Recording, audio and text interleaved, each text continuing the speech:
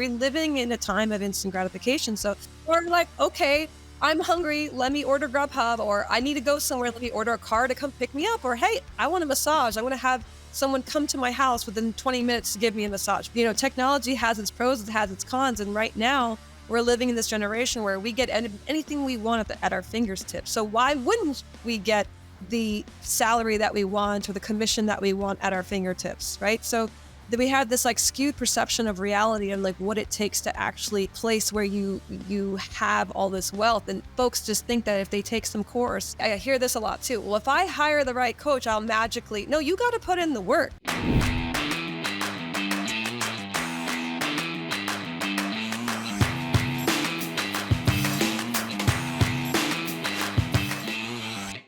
You are listening to the number one real estate podcast in the world. We talk with real estate professionals all across North America about their wins, losses, lessons, and stories help you win in your local market today.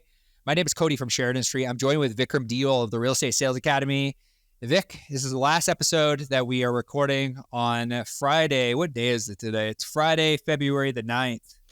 Friday, February the 9th. What's happening? Crazy. What's good in your world? What's good?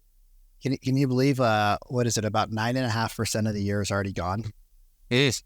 Like, a lot of people think they have a lot of time left, and 10% of the year is gone. And 10% of the year is gone, and 90% of people have already stopped their New Year's resolutions, which means they're right back to doing the same old that they were doing last year, which makes me extraordinarily sad because, you know, I think most people start things with really good intentions, but then our psyche, the way that our brain works, is that we're constantly firing and rewiring the same thoughts. And if we don't actively change those, then we just have the same exact experience over and over again. So yeah, 10% of the year is gone, man. It's crazy. It's been a wild ride, dude. Like, I feel like this 10% of the years for you and I have, at least for me, it's been like 3 years in the making. It's funny that you say that. Like, prior to us getting on this podcast, I was doing my Voxer for Sharon, just like my Friday morning or Friday afternoon check-in. And just like when you said, like, you know, the last 10% of what we've done of what we've kind of experienced has felt like 3 years. It's like, it's crazy how it's the actions that we do create the momentum that we want to create for ourselves. But it's like the momentum can take time. And I think that we forget about the fact that momentum is ultimately the thing that drives the result, but it's the actions that we put in place. And we chatted with our clients about this a couple of weeks ago about like how our beliefs map our thoughts map our actions create momentum. Momentum is the thing that creates the results. Everybody wants to start at the snowflake, and this is going to probably lead into our conversation really well. But, you know, it's winter time. A lot of our friends are skiing. We're in Colombia, so we're chilling in shorts and t-shirts, y'all. It's not cold at all. If I never have to see snow again, I'm completely okay with that. But if you think about the snow analogy, a avalanche that could wipe out hundreds of people and thousands of trees and a huge, vast space in a short period of time starts with one snowflake. Yeah. And we forget that we are the one snowflake. But it's our daily actions that create either an avalanche that could come 3 to 5 years later or create the exact opposite. You just are that one snowflake that gets absorbed by all the snow and nobody notices you. So you could either be the avalanche or you could just be absorbed into the crowd. Choice is yours. Somebody that has done some pretty cool things in the real estate space. We have Ariana here with us today on the podcast, and I'm really excited to chat. I'm really excited today. to hear you say her last name. I'm not going to even try. Like, it's so because easy. I didn't ask her in the green room how to pronounce it. I'm It's not so even easy. going to try. I'm going to give her the opportunity to pronounce her last name. So some really cool thing in the real estate space, like, you know, exiting a real estate team is something that I think a lot of people kind of dream to do. A lot of real estate team leads dream to do. And a lot of real estate team leads, you know, start real estate teams in order to get out of production, and then it never happens. So speaking to somebody, a lot of real estate teams get out of production and then they realize the costs that go into a team and they have to actually go back and produce. And they have to produce more because now they're trying to keep the image alive. So I want to hear about your story around innovating, creating a team, how you went from like wanting the weekends back to selling a team and now creating like a woman's foundation in like what, 5, 7, 8 years? A little bit longer than 8 years, but yeah. So first of all, thanks for having me on the show, guys. Super excited and pumped. Love the content that you're putting out there for everyone in the industry. Love hearing from you, Vikram, all the time, whether it's on Instagram or on podcasts. You're a great guy, and I just love that you really, truly are passionate about giving back and uplifting folks. Cody, I can't say the same about you because I don't know you well. Hey, we're just meeting. We're meeting for the first time. So, hey, it's okay. Cody's a good guy too. Yeah. He's not as good as me, I try. but I try. I'm nurturing nice. him. I'm nurturing him. Okay. Sure. Call it whatever you want. Yeah, and it is pronounced pareja. I would have had that. I would have not had that. I'm glad I didn't even try that. I am very thankful at the fact that I did not try to pronounce that. Easy. Yeah, so more than 8 years. I actually got into the industry right when I turned 18 years old. My father actually had been diagnosed with cancer, and I was about to go to school and then decided, no, let me stick with real estate because one, there was that flexibility of being able to go to the hospital and then go to a closing and whatnot. But also just at that period of time, it was kind of, this was pre-2008 downturn. This was when it was the hotness. Real estate in the early 2000s was like, didn't matter if you had a degree or not. This is where you're going. This is where you're going to put your time and energy. And I'm sure you've heard that from many folks in the past who've gone through both markets. But so I got into the industry right when I turned 18 years old. Got into investing heavily first before actually running a team. So my husband and I, we were what I like to call a child bride and a child groom, because I was 21 years old when I met him, and I actually met him on the opposite side of the closing table. And so he was 24 at the time. I was 21, about to turn 22, and we were both extremely hungry and determined and broke. And everything that we built together, which is kind of cool. And knock on wood, we're still together. We have 2 beautiful kids. But a lot of challenges came through that, through being this young couple trying to make it through one of the worst financial downturns of all time. And then going on to building a team, selling a team, being principals in over 102 residential real estate flips. And so in 2008, when the market crashed, you didn't really start to see good deals pop onto the market until 2009, 2010. And that was when we saw a huge opportunity, and we started with our first one. So we bought it for $260. We would put $100K into it, and then we would list it back onto the market, and we would sell it within 6 months, anywhere between $450 to $500K. So we just did that over and over again, over 100 times. And so we had all this capital to then reinvest into the real estate team itself. And so with that capital, gave us the leverage to be able to hire a transaction coordinator, to be able to hire, ISAs, and to really focus on building out the team and create an actual business versus just running from house to house and, systematizing it in that way. And so our big, heavy focus at the beginning, and so Vikram, you actually said at the beginning that most people just get sick and tired of dealing with buyer's agents, and that's why they become listing agents. Well, there's definitely some truth to that. I think that for most people, they say, okay, I want to become a listing agent because I want to have control of the inventory and I want to be able to build out my business. But the reality of it is, hold their time. You hear it all the time, but at the end of the day, sometimes if you don't know I'm sure you've heard this disc profile from Tony Robbins, and KW was kind of big on always talking about this. But if you don't know how you're wired, and if you don't have the capability and you aren't that organized, you're going to kill yourself. You're going to be like, why did I do this? I was better off just dealing with my clients and having that one-on-one time with them. And I was happier. Right. But, long story short, we decided to focus on wholesalers. So since we were in that kind of game of fixing and flipping properties in the whole DC metro area, we said, let's double down on wholesalers and multi-transactional clients. And so we actually didn't even build out our buyer's business until years later, once we had like at any given time 200 listings in the market, and then the phone calls were just coming in. It was like, okay, now it's time to hire some buyer's agents and really maximize the lead flow that was coming in. And so, yeah, we went to do that for quite a bit. In 2015, we came across an opportunity, which is called Remine, which is anyone who's listening, if you're in a major MLS market, you probably already have access to it through your MLS dues. But Remine was built out of frustration. We're not technologists by any means, but tech was always a really important component as to whatever business we were running.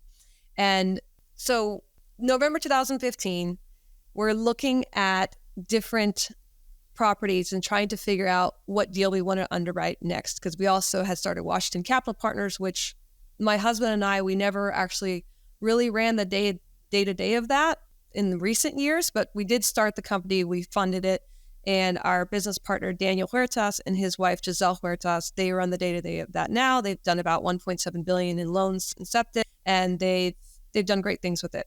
But sorry, I'm going all over the place here. Are you guys keeping up, or am I like? We're listening right now. We have a ton of questions coming for you, but we're just absorbing what you're saying. Yeah. Hop in at any time if you have any questions. I'm sometimes all over the place when I talk. But so basically, November 2015, we're trying to figure out a better way to serve our clients and how to underwrite some of these loans that we had with Washington Capital Partners. So Washington Capital Partners, we were a private lender, one of the largest in the DC metro area. And so we would literally used to send people to the courthouse to pull public record data. And we would toggle back and forth between 7 different platforms, trying to figure out the mortgage information, 20 back years on title, trying to figure out all these different data sets. And so our business partner at the time called CoreLogic and Black Knight and said, hey, how much would it cost to have all the data in these 6 counties that we're servicing? And they said this crazy number that would make you want to throw up. And we're like, okay, there's got to be another way to do this. Found out that Resly, which is owned by Zillow, was having a 24-hour hackathon. And we actually hired 2 programmers to go and compete against 200 teams, stayed up all night, didn't sleep. And whoever won the hackathon would have an open API to all the public record data. And so we actually won. All right.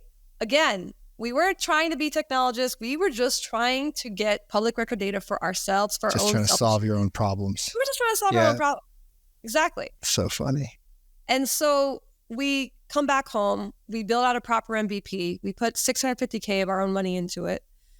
Showed it to Gary Keller. He said, I want to buy it. Showed it to Alex Perillo, who at the time was the CEO of Relogy, which is now known as Anywhere Real Estate. He said, we want to buy it. We said, oh shit. Okay. Now what? And they're like, do we sell this to one particular brand, or do we level out the playing field, and do we sell this to every single realtor, regardless of what broker they're affiliated with? Well, okay, if we're going to do that, then we need a distribution channel. So what would be the distribution channel? The MLS. That's where everybody logs in every single day. So we got on planes, trains, and automobiles, went all across the country, and pitched this to everyone we knew in the industry and everyone that we just could get an introduction to a VC. We started off with $6 million of friends and family. And most of those investors were people that understood the industry and like saw the potential of this. Yeah. And then we went on to getting $5 million from a family office. And then eventually a Series A round through Stripes, which is based out of New York. They funded a couple of unicorns such as Monday.com. And so you could imagine all of this going on. And all this, like, this was a time where technology was really starting to just vamp up. Yeah. And so when we got funding, VC funding, we were really starting to expand. We, at any given time, had probably anywhere between 100 to 150 job openings for software engineers. And we could not, at that time, find women and minorities that were interested in tech. And so there was a young lady who was on our administrative side of the house who had no background in tech, didn't have a CS degree. We said, okay, I'm going to pair you up with the VP of engineering. He's going to mentor you. And And she did. And she became head of our entire mobile division within 18 months. She now works for a company in Silicon Valley, making bazooka dollars with crazy shares. And she's just absolutely killing it. And she was actually my inspiration for why I started my foundation. Because when I saw her do it, I was like, oh my gosh, all she needed was just somebody to give her the time and energy for the skills. So I said to myself, when we get acquired, when I have the time, energy, resources, I want to create a program that helps people get from less than 50K a year to 60K a year in 6 months. And so that's how we started our Breaking Bias program, because of her. She was actually the inspiration for that. And so that's kind of segues into our foundation. And we also have a financial literacy program that we offer through Miami-Dade College every year. And so nowadays, post life of, that, my real estate life, now I run my family foundation. I've sit on a couple different boards, and I invest in a couple different projects, one being a consumer packaged goods product that will be going through Costco and Walmart in September. My business partner, I have no background in that, but my business partner has over 23 years, 53 products in 73 countries. So it seemed like a no-brainer at the time. So let's jump in, because like, obviously kudos to you. You've done an incredible amount of cool shit in a long period of time, right? But like, a lot of people hear this and they're like, oh my God, wow, if only I could be like that, right? But we're talking about the early 2000s. So this is a 20-year purpose, right? And a lot of things fell into your lap just because of the nature of where you're at, how you're doing it. There's, my uncle, who's got more rental doors than anybody that I've ever met. He always says it's the time you're in the thing, doing the thing you love. Right. So like, if you're in real estate, you don't love it, get out, find the thing you love. Like, don't feel stuck here. Right. Like I left $1 million company because I didn't love it anymore. Now, if I would have been smarter, like you, probably had a better exit, but like where I was at in life, like I just needed to get out because it wasn't a good mental health decision to stay with what you're doing. Right. Because here's what I don't want people to hear is, oh my God, she had all these opportunities and it was so easy. Cause I absolutely know that that's not the case, because we've hung out before and we've talked and chit chatted and there's a lot of ups and downs. How do you take, right? Because some people, they can't manage one listing. They can't manage 5 listings. They can't manage 7 listings, leave alone a family, 100 listings, multiple businesses and opportunities and all the different things that go on in life. How were you able to run so many things at such a high level and you were so young? Like what are the takeaways, like that entrepreneurs, because realtors, you're entrepreneurs. I know you don't think about it, but what are the takeaways that entrepreneurs should think about to be more successful?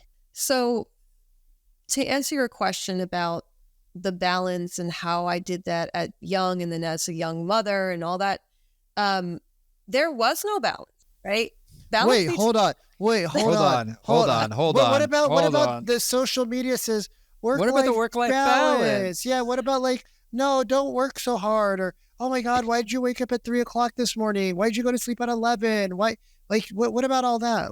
That has to be earned. That has to be earned. That is my opinion. I don't care what anybody says. Can you leverage technology to make life a little bit easier and more streamlined? Absolutely, sure. But at the end of the day, you need to be living and breathing your purpose for a long time, and you need to earn that time off. You need to earn that balance. That is my thought process on it. I think that... Great. Let's just wrap up right there. One line and we're done. Clip it. We're good. This is the answer. This is the solution. Stop bitching and complaining. So I love that you say that, because, when we talk to people, they like, oh, I'm just going to do Instagram and it's going to make me rich and famous. And it's like, no, you got to do Instagram, TikTok. If you want to be a social agent, you got to be on all the platforms. That's so much work.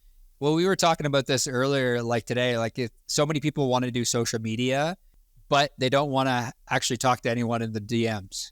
which doesn't make any sense. I'm like, fundamentally, if we believe all conversion happens in conversation, you got to talk to people. You got to learn how to become better communicators. So you guys got on airplanes and trains and planes, and you're probably a little exaggeration on the trains, but you guys. We got on trains. You got on trains. Okay. No exaggeration. Okay. Did get on trains. Okay, fair enough. You're right. You did. Like a lot of, but it's funny when I send a message out to people on Instagram when they follow me and they're like, "Why'd you message me?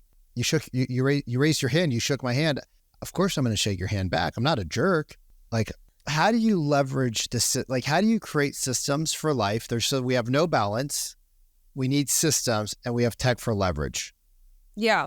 So, I mean, starting off, I'll say, let's rewind back to when we first were building the foundation and how we manage all these different projects at the same time.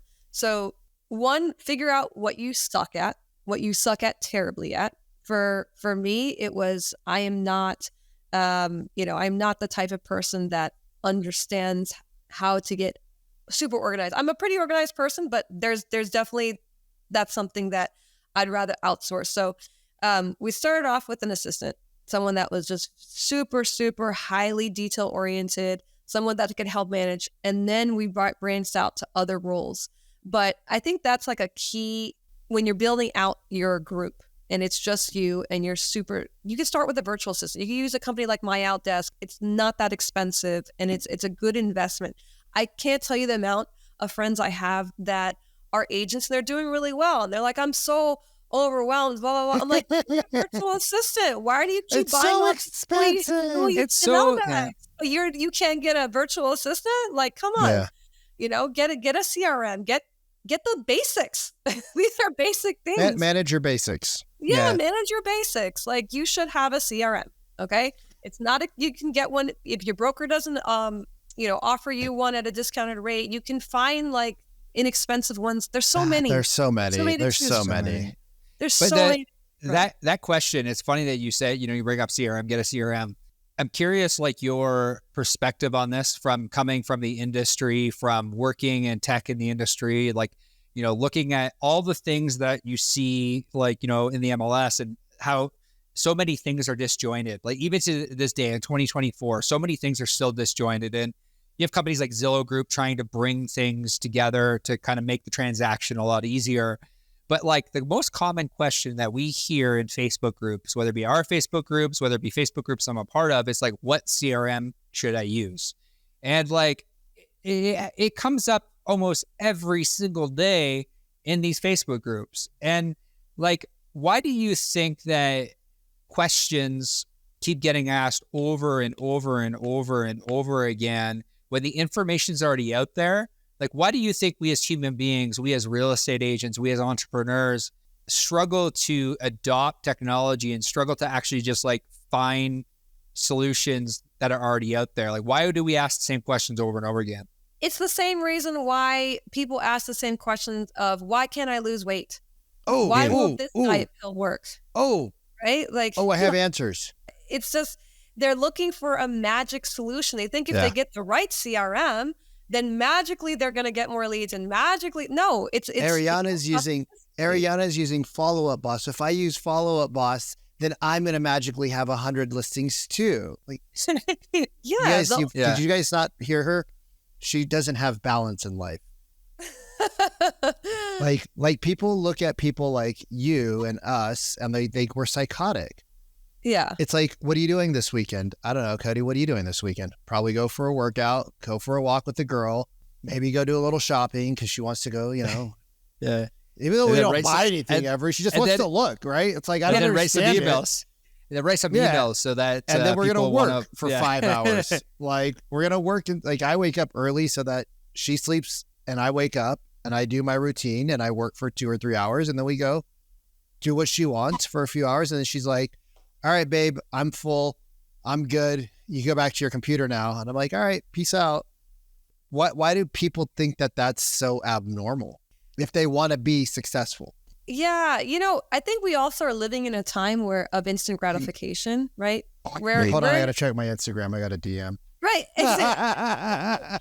Or like, okay, I'm hungry. Let me order Grubhub, or I need to go somewhere. Let me order a car to come pick me up. Or, hey, I want a massage. I want to have someone come to my house within 20 minutes to give me a massage. We're living in a time of instant gratification. So, technology has its pros, it has its cons. And right now we're living in this generation where we get anything we want at our fingertips. So why wouldn't we get the salary that we want or the commission that we want at our fingertips, right? So that we had this like skewed perception of reality and like what it takes to actually to a place where you have all this wealth, and folks just think that if they take some course or they hire, I hear this a lot too. Well, if I hire the right coach, I'll magically, no, you got to put in the work, right? Wait, you mean you actually have to do the shit?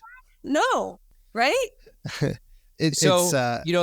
industry is really interesting because me and Vic lament about this a lot, where we say because I do lead gen, and I'm still another lead source is not going to fix the fact that you can't talk to somebody and you can't have a conversation with them, you can't communicate with them. It's not going to fix the overarching problem that you're just not that great yet. But there are a lot of teams that are trying to figure out what their next right thing is.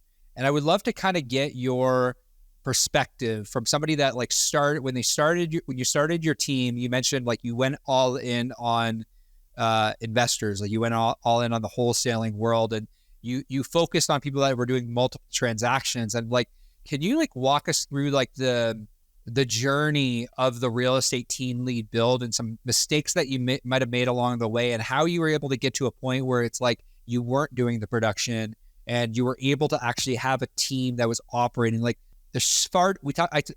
and I talked to a lot of real estate team leads that wanted to do the production, and we've chatted a lot today already about that fact that you have to do the work. I am a firm believer that you as a real estate team lead need to train your team. No, you need to teach them.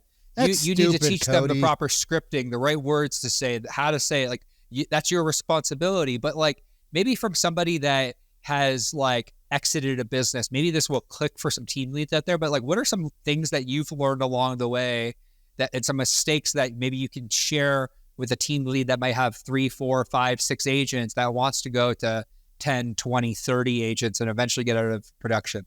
Yeah. So, some mistakes learned. When you're first building out a team, sometimes you'll hire anyone with a pulse just because you're desperate. You're like, oh, you want to work with me? Okay. Yeah. Because you don't have a name for yourself yet. You're still building up. And someone shows even the slightest bit of interest of working with you. You're like, sure, your heartbeats, come on in. And so I would say for starters, when you're building out or when you're expanding or at any stage of your business and whatever type of business that you run, who you hire really, really sets the tone of what your production will be. If you are not being selective about who you bring onto your team, you're doing yourself a disservice and that person a disservice. What I'll say is when we refined our process was we would have multiple interviews, and we wouldn't hire someone that was brand new anymore. Sometimes if it was okay, this person really seemed like but not really. We'd hire them and have them start up as an ISA, and then they could work their way up to a buyer's agent. We would never hire new. Wait, hold on. I got to pause you again. You had them start at the low ISA level. I mean, these people want to be agents, damn it. They don't want to set appointments. That's what we did in our company. We didn't let you graduate to showing buyers if you couldn't set your own appointments, because then I had to feed you for life. So could you go back a step and share your philosophy around that? Because most people, they're so desperate to try to by the time they're looking to bring on team members, are so desperate to stop working with clients that they hate because they never set boundaries that they're just exhausted, right? They're so tired. So how do you talk? So, maybe can we do a mini role play even? I'm the agent. I'm like, Ariana, I want to be on your team. Oh my God, you guys are so cool. You guys have such a cool brand. Oh my God, I just want to be rich like you and drive a nice car. And you're like, cool, I like you. You're kind of weird and you suck, but I will let you learn from me because you've never been trained. I will let you learn from us how to be an ISA. And I go, oh, but I really want to just be an agent. I want to show the houses like on $1 million listing New York. Like I want to do that. Like, how did you have that conversation with that agent? Because, I think that's a really valuable skill that a lot of team leads that I've spoken to and I've trained and I've shown in my model, and very few have ever followed it. But they have a ton of fear and anxiety that if they tell people they have to start off at a lower level, it's like, Vic, they don't want to be the janitor. I'm like, yeah, but then they don't get to work with you. Like, what was that conversation like when you had that ISA conversation? I always like to say you have to set the expectations from the get-go. So first of all, if this person's coming into your organization as a referral, let's say, hypothetically, whoever referred them should be telling them, hey, they may take you, but it's only going to be as an ISA. That's how they start off. So you set that expectation first. If they're responding to a job ad, that needs to be right into the ad. Like that's how you weed out those folks that have the ego problem. Yeah. Two, you make it very clear and you get straight to the point that everyone on our team, and this is what we had what was called a minimum standards agreement. Once they became a buyer's agent or a listing agent, they had to do a minimum of 2 transactions per month. They had to attend every single meeting. We had daily meetings Monday through Thursday at 10 a.m. If they fell under 2 transactions per month, then they would be put on what's called a probation period. And during that probation period, they would have to come into the office Monday through Friday from 9 to 3, and they have to practice scripts and dialogues with me personally. And so they signed that contract. So, amongst telling them, the conversation was, listen, you want to do a minimum of 12 deals per year? I'm going to hold you to it and make sure that you get there. But in order to do that, I've got to train you and make sure that you understand how to feed yourself. And the way that you're going to do that is by being an ISA first. And when they wrap their head around of, okay, I'm going to make a minimum of, 12 transactions per year minimum. I mean, you do the math on the average property in your market. That's enough. Good money. That's enough incentive for them to say, okay, shit, this lady knows what she's talking about. Let me give it a shot. Why are so many people so hesitant to do? We had the same model, right? I told people, hey, you guys want to refer? I didn't have a huge team. I didn't want a big team because I didn't have the systems for a huge team. But we had 4 agents, 2, 3 ISAs. And so we had a ton of service. And I took all the listings and I trained my guy. He got to take the listings and he trained off of me. So he would train the new buyer's agents, the showing agents. So he would train, the showing agents would help with the ISAs, right? So everybody kind of chunked down and everybody had a role to help each other because everybody got fed off of the same cookie, right? So the ISA got paid a commission. The buyer's agent got paid a commission. The showing agent got paid a commission. Everybody ate together. So we all sat at the same table. And because of that, everybody worked together and they worked in the bullpen. We had other spaces, but everybody always wanted to sit in the bullpen.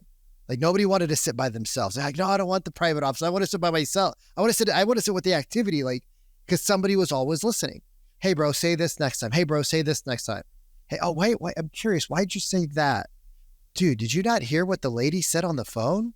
And they would help each other. And I would just train in a couple hours in the morning and then let them do it all on their own. But we talk to agents all the time, team leads all the time, business owners. I talk to my dad about this all the time. My dad has a business. He doesn't train his people how to sell. So he's a great salesman, but nobody else has that knowledge in his office. So what could be like a $5 million a year is like $2.5, $3 million a year. Why do you feel that people are so reluctant for training? Why? Because it's hard work. Because you have to have patience, right? Like if you're the person, you're the rainmaker and you know how to go out and get all these listings and now you have to go and train your people, it's work. It's hard work and nobody wants to put in the work. That's why I think people don't like to do it because it's a lot of work. Oh gosh. Right? It all boils down to This is the theme of today, that you have to work. You have to work. You have to work. Yeah. And by the way, Vikram, I love that you did that. We actually had a very similar concept. We had an open bullpen. We had a total of 12 on our team. And you don't have to have a ginormous team by by numbers. If you have quality people, then you can bang out, a couple hundred listings per year with a small team. You don't need hundreds of agents. Well, and that you just need your SEAL team sex,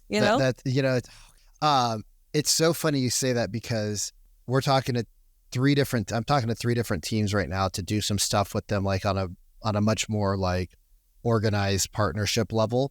And all of them have over 10 people. None of them have any like ISA style training. Everybody wants to just show up and be the rainmaker, right? Because they're all rainmakers. All of them are like, oh my God, if I could just get like 5 deals out. And these are great humans, right? They're like such loving, caring people, right? But they're so burnt out. And I'm like, if you're not doing 10 transactions consistently a month and you have 10 agents, you have a few agents and a lot of cheerleaders. And those cheerleaders, we need to have a conversation with them, because we don't want to fire good people.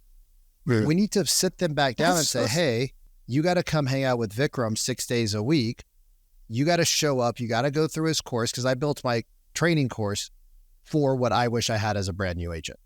Not the bullshit scripts that you learn, like the 10-year-old scripts that, they were good 10 years ago, but now it's like every seller and buyer knows them. Every training company in the world trains the same stuff. It's like, how do you use psychology and train it? So they have to actually go through the course. They have to show up. They have to role play. They have to record their calls. They have to bring the calls to the recording. We're not going to chase you. You're a grown-ass adult. I'm not here to wipe your ass, but I will show you how to do it, right? I will give you the step-by-step video. And they're so like, it's like when the ego starts to grow that you have 10 agents and now you have 3 agents, but you have 7 setters. It's so hard for people to like come back to that reality once they've already opened up the floodgates. If you were coaching and like, and some of these are really awesome, like powerful women that I love, because I think women have just so much, like women are so much smarter than men. If you were coaching somebody from where you're at, because you've done it, you've been there, you have the all the awards, what would be what you would tell them? Because they're also scared. What would I tell the team lead? Yeah. Honesty is the best policy. If you are consistently, and you know what else?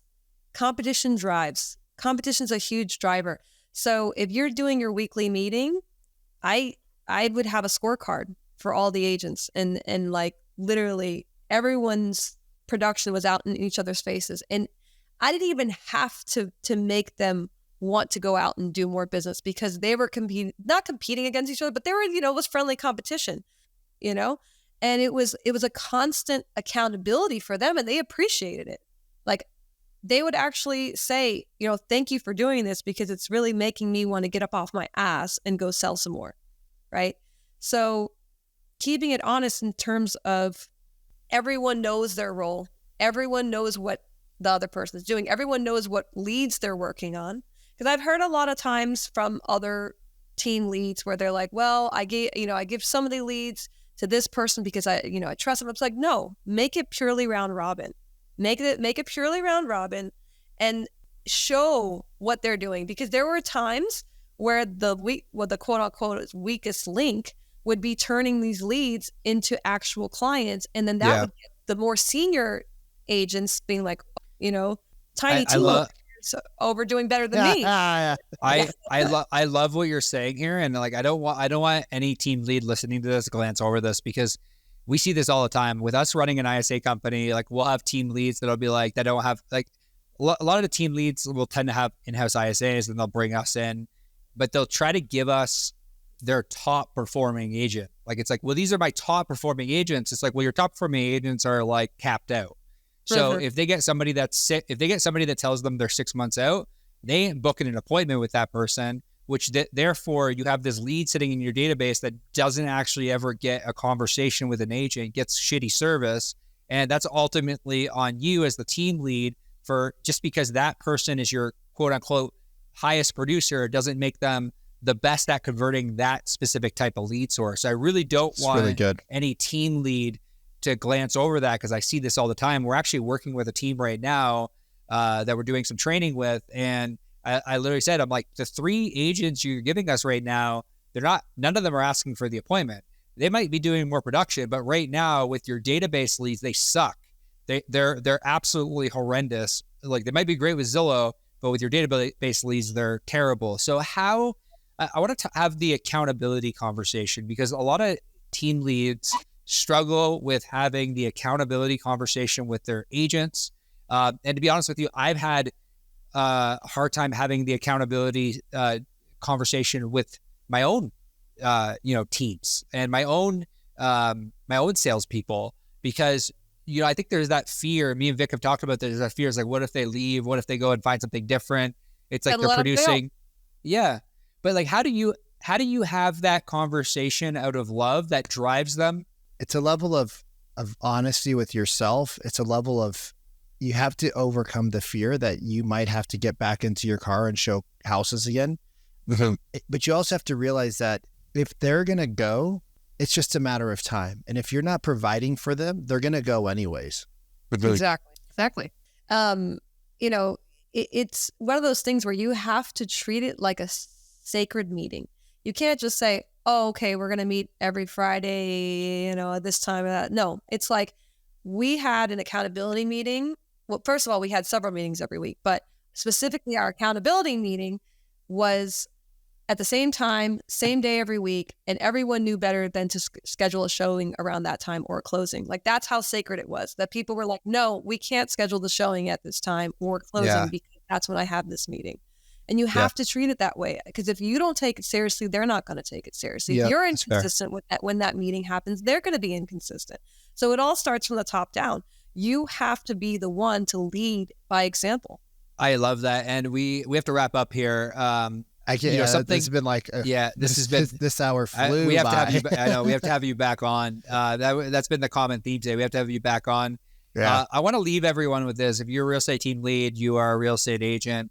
I once heard, I think it was Alex Sharfan who said, if you don't have the business that you want, it's because you're not the person you need to be in order to run it. And it's always stuck with me. It's why I've invested in personal development. It's why I've always invested back into coaching. It's why, I like so much of like the personal life ties into the professional life. And I really do believe that.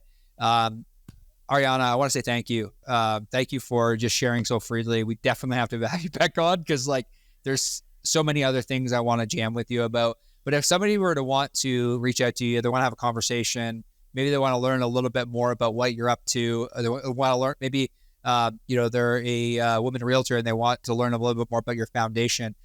Where is the best place that we can send them for them to learn about you, for them to have a conversation with you? Sure. Yeah. You can, my name is Ariana Pareja on LinkedIn and Instagram. So that's probably the easiest way. Instagram is my preferred drug of social media choice, but but you can find me on LinkedIn, or you could go to our website, which is parejafoundation.org.